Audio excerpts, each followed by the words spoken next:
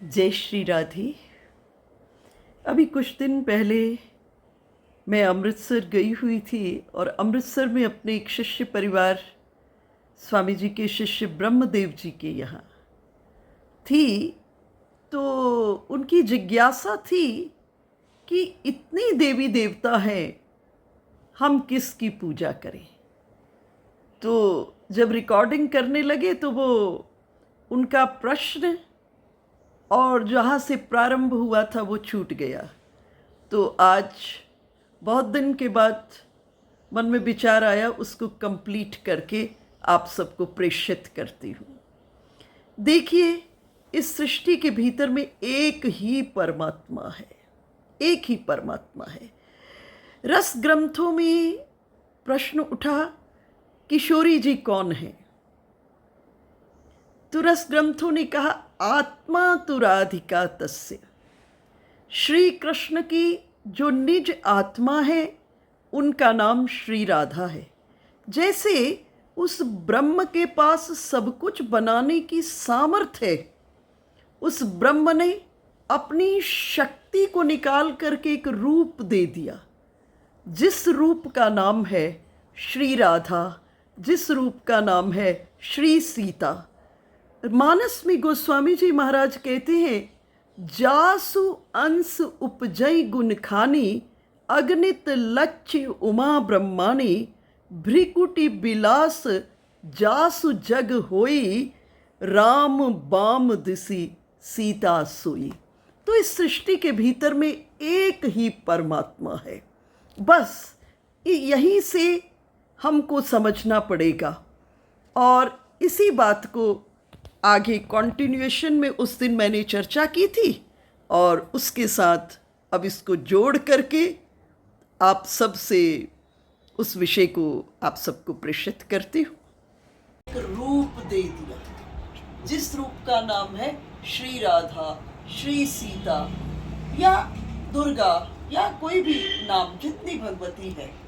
और रामायण में गोस्वामी जी महाराज कह रहे हैं, उपजही जासु अंश गुण खानी, अगणित उमा रमा ब्रह्माणी। जिनके अंश से अनगिनत उमा रमा ब्रह्माणी इत्यादि का प्रादुर्भाव होता है। अब ये कल्प कल्प की सृष्टि है ना। जैसे ऐसा नहीं हुआ कि सृष्टि में एक ही बार सतयुग हुआ, एक ही बार त्रेता हुआ, एक ही बार द्वापर हुआ और आज कलयुग चल रहा है। नहीं, इससे बहुत पहले अनेक बार सतयुग, अनेक बार त्रेता, अनेक बार द्वापर और अनेक बार कलयुग। ठीक है। अर्थात कल्प कल्प की सृष्टि है। तो इस जिस कल्प में सृष्टि के हेतु नारायण होते हैं, अर्थात जिस कल्प में सृष्टि नारायण से होती है, तो नारायण सर्वोपरि हो जाते हैं, सब कार्य नारायण के द्वारा होते हैं। जिस कल्प में सृष्टि के हेतु शिव होते हैं, उस कल्प में सभी कार्य शिव के द्वारा होते हैं, शिव सर्वोपरि होते हैं। इसलिए शिव महापुराण पढ़ेंगे तो आप पढ़ेंगे कि सृष्टि शिव से हुई है। ठीक है। अगर आप श्रीमद् भागवत पढ़ेंगे तो आप पढ़ेंगे कि सृष्टि नारायण से हो रही है ना। जब आप देवी भागवत पढ़ेंगे तो आप पढ़ेंगे सृष्टि भगवती से हो रही है। तो जिस कल्प में सृष्टि की हेतु भगवती है, तो भगवती सर्वोपरि होगी। सभी कार्य भगवती के रूप में, भगवती के द्वारा सुसंपन्न होंगे। इसलिए आप देवी भागवत पढ़ेंगे, दुर्गा सप्तशती पढ़ेंगे, तो उसमें आप पढ़ेंगे कि हिरण्यकश्यप और हिरण्याक्ष आदि का वध देवी ने किया है। श्रीमद् भागवत को आप पढ़ेंगे तो आप पढ़ेंगे इनका वध किसके द्वारा हो रहा है? नारायण के द्वारा, विष्णु के द्वारा हो रहा है। तो ये कल्प कल्प की सृष्टि है। आप विष्णु सहस्त्र नाम को श्रवण करेंगे तो अनेक रूप रूपाय विष्णवे प्रभ विष्णवे, अनेक रूपों के भीतर में वो ब्रह्म प्रकट हो रहा है।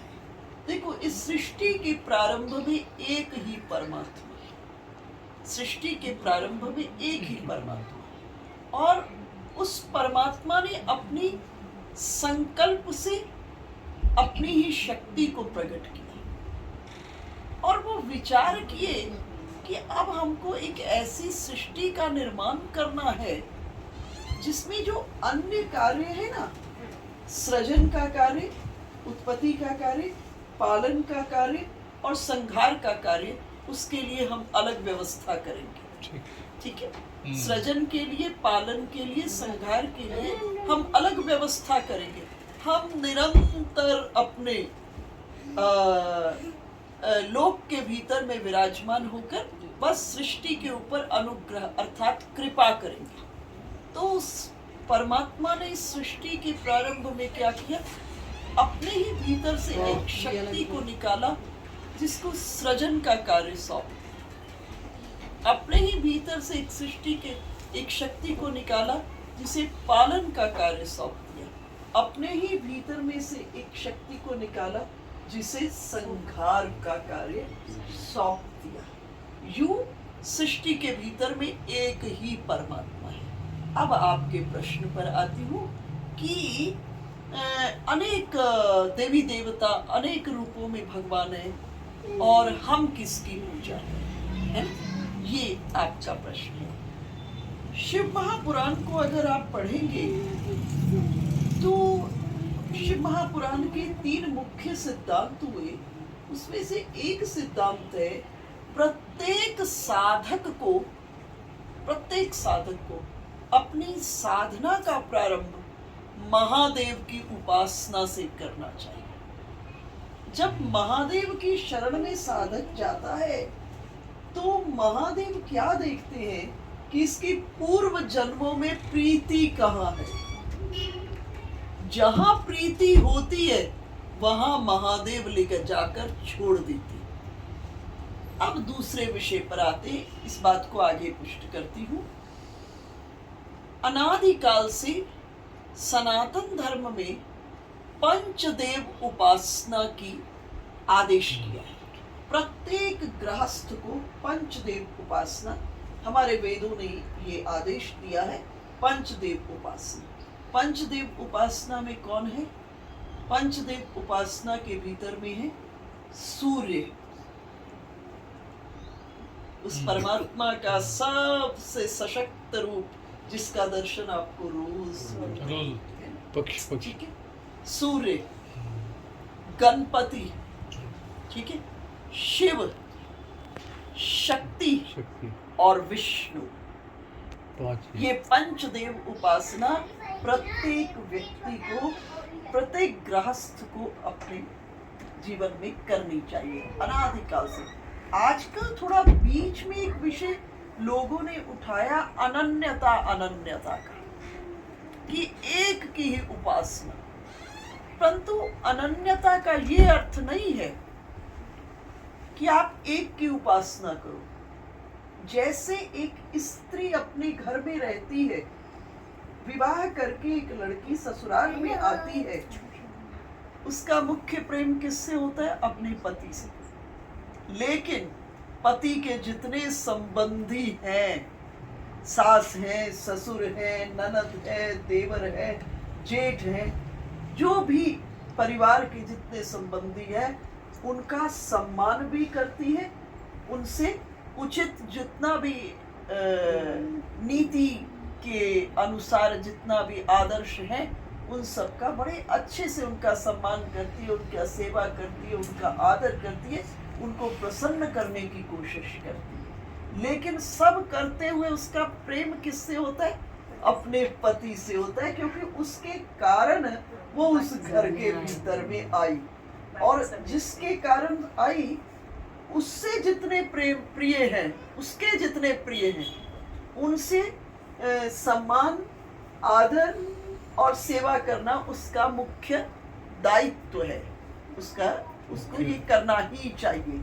इसी तरह से पूजन करते करते, पंचदेव उपासना करते करते आपको ऐसा लगेगा बीच में कि मेरी प्रीति तो विष्णु भगवान के अवतार कृष्ण के साथ है, या मेरी प्रीति विष्णु भगवान के अवतार श्री राम के साथ है, या मेरी प्रीति भगवान शंकर के साथ है ना?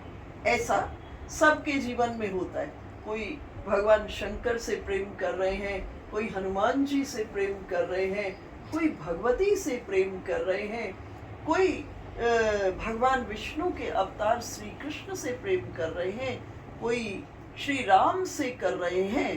परंतु उन सब से प्रेम, उनमें से जो भी आपके इष्ट बन गए, जो भी इष्ट जिनसे आपकी अधिक क्लोजनेस है, जिनसे आपकी अधिक प्रीति है, उनको इष्ट मानते हुए सबका सम्मान करना है। सबकी मर्यादित, सबको सम्मान, सबको सेवा करना है। आपको सबकी सेवा करना है। इष्ट एक हो गए, सबकी सेवा करना है। अब विषय पर आती हूँ, अनन्यता। लोग अनन्यता का अर्थ ये मानते बस एक दूसरे को देखना नहीं, पर ये बड़ा गलत अर्थ है। अनन्यता का वास्तविक अर्थ है न अन्य, न अन्य। आप एक के प्रेम में इतने अच्छे से पड़ जाओ, इतनी अच्छी तरह उस रस में डूब जाओ कि आपको अन्य कोई दिखे नहीं। जिसकी शरण में जाओ, आपको उसके भीतर में से वो रूप का दर्शन होने लग जाए। हाँ, विषय पर फिर लौटती हूँ कि मैंने आपसे चर्चा की, जब साधक महादेव की शरण में जाता है, शिव महापुराण का सिद्धांत है कि जब साधना करता है साधक, हर एक साधक को अपनी साधना का प्रारंभ महादेव की उपासना से करना चाहिए। जब साधक महादेव की शरण में जाता है तो महादेव देखते हैं पूर्व जन्म में उसकी प्रीति कहाँ है, कहाँ उसका पहले जिस जन्म से आया है, कहाँ अटैचमेंट थी, किस भगवान के रूप में अटैचमेंट थी, तो महादेव उसे ले जा करके वहीं छोड़ देते। और इसका बड़ा सुंदर उदाहरण आता है, नरसिंह मेहता, नाम सुना होगा नरसिंह मेहता, बड़े भक्त हुए नरसिंह। तो नरसिंह जी कुछ काम काज नहीं करते थे घर में। घर वालों ने कहा भाई भोजन करना है, रहना है, तो कुछ तो काम काज करना पड़ेगा। तब एक दिन सोचे ठीक ही कह रहे हैं ये लोग, कुछ मुझे करना ही चाहिए। तो घर में घोड़े रखे थे, उन घोड़ों के लिए घास छीलने चले गए। घास निकाल के आए, जिसने जीवन में कभी मेहनत ना की हो और पहली बार मेहनत की हो, थकान और बड़ी कष्ट आते ही घास के बोरे जमीन पर पटके और जोर से आवाज लगाए, भाभी भोजन दो। भाभी पता नहीं किस मनस्थिति में थी, भाभी भी वहीं से बोल उठी, हर वक्त भोजन भोजन की बात करते हो। हृदय में ये बात लग गई, और अब लगी हृदय में तो सीधा कहाँ पहुंच गए, महादेव की मंदिर में पहुंच गए, पिंडी पर सिर रख दिए और रख कर कहे कि प्रभु या तो मेरी इस वासना को खत्म कर दो, या मेरी इस वासना को पूरी कर दो। हम लोग जल चढ़ाते हैं लोटे से महादेव के ऊपर में, ये दोनों आंखों के आंसुओं से जो धारा निकल रही थी, उससे महादेव की पिंडी का अभिषेक होने लगा। भूख प्यास सब खत्म होगी, इस प्रकार से महादेव की शरण में आकर बैठे। 2 दिन बीत गए, तीसरी रात्रि में उसी पिंडी से महादेव प्रकट हुए और महादेव ने कहा मुझसे मांगो। जैसे ही महादेव का दर्शन हुआ, अंदर में विवेक भी आ गया। कहे मुझे मालूम ही नहीं है मेरा मांग क्या है, मेरी मांग क्या है, मुझे इसका ज्ञान ही नहीं है। तो महादेव ने देखा कि नरसिंह की प्रीति पूर्व जन्म में श्री कृष्ण के पास थी, और महादेव नरसिंह को अपने साथ लेकर श्री कृष्ण की रास लीला में पहुंच गए। और रास लीला का जब दर्शन, भगवान के ऐश्वर्य का दर्शन, रास का जब दर्शन किया, नरसिंह ने प्रार्थना की श्री कृष्ण से, मुझे कुछ सेवा दो। भगवान ने कहा सेवा इतना सरल नहीं है, सेवा बड़ा कठिन है, पर जिद कर दी। जब जिद कर दिए तो उनको मशालची की सेवा दी, प्रकाश के लिए मशाल हाथ में लेकर खड़े। रास का दर्शन करते हुए इतना आनंद आ गया कि कि हाथ का भान ही नहीं रहा कि हाथ में मशाल पकड़ी है, और मशाल जलते जलते नरसी का हाथ जलने लगा। नरसी का हाथ जलने लगा तो रासलीला में व्यवधान हो गया। रासलीला रुकी और राधा रानी आई और आकर के जमुना जी की जो बालू राशि, बालू रेत जो थी, उसको लाकर नरसी के हाथ में लगाया। लगते नरसी स्वस्थ हो गए और अब श्री कृष्ण प्रेम में, इस रस में इतने डूबे, भगवान विष्णु के रस में इतने डूबे, लक्ष्मी नारायण के रस में इतने डूबे। बाकी आगे आप कथा से परिचित हो किस प्रकार से इतना रस प्रेम में डूब गए कि उनको ये भी ध्यान नहीं रहा कि घर में बेटी का विवाह है, कुछ व्यवस्था होनी पड़े। और भगवान ने वचन दिया है, अनन्याश्चिन्तयन्तो मां ये जनाः परिउपासते तेषां नित्याभियुक्तानां योगक्षेमं वहाम्यहम्। जो जीव अनन्य चित्त होकर के मेरा चिंतन करता है, मैं उसका योग भी वहन करता हूँ और उसका क्षेम भी वहन करता हूँ। योग का अर्थ है जिस चीज का जिंदगी में अभाव है, माइनस लगा है, भगवान कहते हैं उसकी मैं पूर्ति करता हूँ। और क्षेम का अर्थ है जो पहले से है उसकी रक्षा करता हूँ। ठीक है, नई चीज मिल गई और पहली की रक्षा नहीं हुई तो नई मिलने की कोई भूमिका ही नहीं। तो भगवान ने कहा योगक्षेमं वहाम्यहम्, मैं जो नहीं है उसकी पूर्ति करता हूँ और जो है उसकी रक्षा करता हूँ। और भगवान नरसी के हाथ को भरने के लिए, सारी व्यवस्था करने के लिए स्वयं लक्ष्मी जी जा रही हैं, स्वयं नारायण जा रहे हैं और सर्व व्यवस्था को कर रहे हैं। तो सिर्फ इतनी सी बात है, आपकी जिस रूप में प्रीति है उसमें पूरी की पूरी अपनी प्रीति, लेकिन अन्य जितने हैं उनका बहुत सम्मान, बहुत प्रेम। देखो हर दरबार का एक नियम है ना। आप शिव के दरबार में जाएंगे तो जाने का एक नियम है। शिव के दरबार में द्वार पर ही नंदी मिल जाता है, द्वार पर नंदी है। अब नंदी किसका प्रतीक है? नंदी शिव जी के दरबार का द्वारपाल नहीं है। द्वारपाल होता तो मुंह बाहर होता, लेकिन वो तो अंदर है। शिव की और दृष्टि, नंदी इस स्थूल देह का प्रतीक है। ये जो हमारा स्थूल देह है, दिखने वाला देह है, इसका प्रतीक है। और आप देखेंगे नंदी की दृष्टि सदैव शिव पर है। अर्थात हम जागतिक जगत का कर्म करते हुए हमारी दृष्टि, हमारी इंद्रियों की दृष्टि किस पर हो? परमात्मा की ओर हो। काम करते रहो, नाम जपते चलो, है ना? ये करते हुए आपकी इंद्रियों की दृष्टि परमात्मा पर हो। अब आगे चलोगे, शिव जी के दरबार में यहाँ नहीं दिखाई देते, लेकिन अन्य स्थानों पर, हिमाचल में जाओगे, अन्य स्थानों पर जाओगे, शिव दरबार में आगे एक कछुआ दिखता है। कछुआ होता है, थोड़ा आगे बढ़ोगे कछुआ है। ये बड़ी धीरे धीरे धीरे धीरे चल रहा है शिव जी की ओर। अर्थात ये सूक्ष्म मन का प्रतीक है। सूक्ष्म, हमारा इंद्रियां भी शिव की ओर हो, उन्मुख हो, शिव की ओर चले। और हमारा ये जो सूक्ष्म मन है, अर्थात विचारों की गति, और ये जो मन है ये भी शिव को समर्पित है। और इसके बाद कौन खड़े हैं? दो द्वारपाल। शिव के दरबार के दो द्वारपाल कौन है? गणेश जी और हनुमान जी। ये शिव दरबार के दो द्वारपाल हैं। फिर इनकी परीक्षा में पास होना, उत्तीर्ण होना, है ना? तो शिव जी, गणेश जी के आप देखेंगे हाथ, 4 हाथ हैं। उसमें क्या क्या है? एक हाथ में लड्डू, एक हाथ में पुस्तक, एक हाथ में कमल और एक हाथ में फरसा, अंकुश जिसे कहते हैं। ये चारों हमको किसकी शिक्षा दे रही है? पहला, लड्डू हमको शिक्षा दे रहा है। लड्डू कैसा होता है? मीठा होता है। हम जगत में हमारा स्वभाव बहुत मीठा। अब देखिए, जीव किससे सुख पाता है? अपने स्वभाव से सुख पाता है संसार में। जिसका स्वभाव कठोर होता है, थोड़ा कड़वा होता है, दूसरे को तो चलो जो करेगा करेगा, लेकिन उसके अंदर में भी तो कड़वाहट बनी रहती है ना। लेकिन अगर स्वभाव मीठा है तो क्या है, कौआ किसी का कुछ लेता नहीं है और कोयल किसी को देती नहीं है।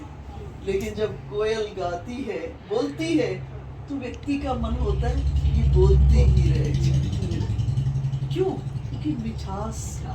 इसी तरह हमारा जीवन भी कैसा हो, मिठास से भरा हो, हम भी आनंदित हो, और जो हमारे संपर्क में आए वो खूब सुख पाए, उसको लगे कि आज आनंद आ गया किसी से मिलकर। फिर उसके बाद पुस्तक का अर्थ क्या है? ज्ञान जीवन के भीतर में सदैव बना रहे। मनुष्य सुख किससे पाता है? ज्ञान से सुख पाता है अपने जीवन के भीतर। उसके बाद एक हाथ में कमल अर्थ है जल में कैसे है, कीचड़ के अंदर कमल है, आप देखिए। लेकिन कीचड़ में कमल होकर भी वो उसको प्रभावित नहीं करता। अर्थात असंग वृत्ति हम अपने जीवन में असंग होकर के संसार में रहो, संसार का उपयोग करो, लेकिन संसार से चिपकना नहीं। संसार में खूब रहो, खूब आनंद लो, और लेकिन चिपकना नहीं संसार से। असंग रहो तो ऐसे रहो कि सब कुछ तुम्हारा है, पूर्णता, और चलो तो ऐसे चलो कि कुछ भी नहीं तुम्हारा। अर्थात अनासक्त होइए, करिए विषय भंजन। अनासक्त रहते हुए इस संसार में विषयों का भोग करो। देखो, संसार में विषयों के भोग की मनाही नहीं है, लेकिन विषयों के चिंतन पर टोटल बैन लगा दिया। जैसे सपोज, इसको यूं समझिए, मैं आपके यहाँ आई और आप सब सुंदर प्रसाद लेकर के आए, और मैं आते ही कही उठा के ले जाओ, मैं नहीं खाती। कैसा लगेगा? यकीनन अच्छा नहीं लगेगा। हमने इतनी मेहनत से भोजन बनाया, रच पच के, और इन्होंने एक ही मिनट में कह दिया उठा के ले जाओ। इसी तरह संसार का आप भोग नहीं करोगे तो भगवान को कैसा लगेगा? भगवान ने इतनी रच पच के इतना सुंदर संसार बनाया, और आप उसका भोग नहीं करोगे तो भगवान को कैसा लगेगा? यकीनन अच्छा नहीं लगेगा। हाँ, भोग की एक कला है। मेरे पास आप आए और मैंने आपको एक सुंदर प्रसाद में रसगुल्ला दिया। अब आप कहें हम नहीं रसगुल्ला खाते। कोई रसगुल्ला ने क्या बिगाड़ा है जो आप नहीं खाते? हाँ, जो डायबिटिक है वो ना खाए, लेकिन बाकी तो रसगुल्ला खाए ना। लेकिन रसगुल्ला खाते खाते भजन कर लो। सनातन धर्म की सबसे बड़ी जो टेक्निक है वो ये है, रसगुल्ला खाते खाते भजन। कैसे? जब रसगुल्ले के रस की बूंद आपकी जीभ पर पड़े तो मन से उड़ करके भगवान की शरण में जाना, कहना प्रभु मुझ जैसे तुच्छ जीव के लिए रच पच के इतना सुंदर रसगुल्ला बना दिया। तो ये रसगुल्ला खाना भी भजन है। भजन का अर्थ कोई माला जब, कोई बहुत बड़ी पूजा, कोई व्रत और अनुष्ठान नहीं है। भजन का सिर्फ इतना सा अर्थ है, वो विधि जिसके द्वारा तुम अपने को ईश्वर से जुड़ा हुआ अनुभव करते हो, उसका नाम भजन है। वो विधि जिसके द्वारा आप अपने को ईश्वर से जुड़ा हुआ अनुभव करते हो। तो अपने चलने में, अपने उठने में, अपने बैठने में, अपने सोने में, अपने रोने में, अपने गाने में, अपने खाने में, सब में plus plus plus Thakur ji कर दो, जीवन ही भजनमय हो जाएगा। देखो, सड़क पर चलते हो, चलने का काम पाँव कर रहे हो, तो क्या करो कि विचार करो उस समय कि इस 5-5.5 फुट के शरीर में चलने वाला कौन? चलने वाला तो वही चेतन है। वो निकला तो क्या कहते हैं? मिट्टी। आज से पीछे चले जाइए, जब किसी का शरीर छूटता था, मृत्यु होती थी, तो पूछते थे आसपास के लोग इसकी मिट्टी कब उठेगी, क्योंकि चेतन निकल गया, अब क्या बचा? मिट्टी। तो चलने वाला कौन है 5-5.5 फुट के शरीर में? वही चेतन ही तो है।